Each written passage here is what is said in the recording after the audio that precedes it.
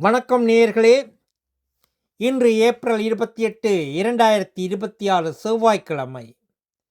Norway Tamil முற்றச் செய்திகளுடன் கதிர். முதலில் தலைப்புச் செய்திகள்.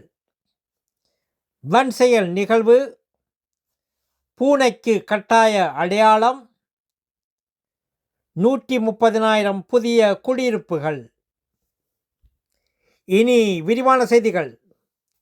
வன்செயல் நிகழ்வு. ஒஸ்லோ ஹோல்மன் பகுதியில் நடந்த வன்செயலில் ஒருவர் உயிரிழந்தார். இச்செயலுடன் தொடர்புடைய மற்றொருவர் கைது செய்யப்பட்டார். கொலை வழக்காக பதிவு. பூனைக்கு கட்டாய அடையாளம்.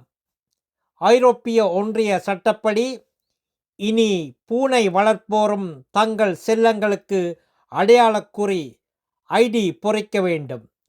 இந்த விதிமுறை நோர்வேக்கும் பொருந்தும். 130,000 புதிய குடியிருப்புகள். வீடு கட்டும் விதிமுறைகளை எளிமையாக்க நோர்வே அரசு முடிவு. காற்றோட்டம், வெளிச்ச நெறிமுறைகளில் தளர்வு. வேகமும் மலிவும் எதிர்பார்க்கப்படுகிறது.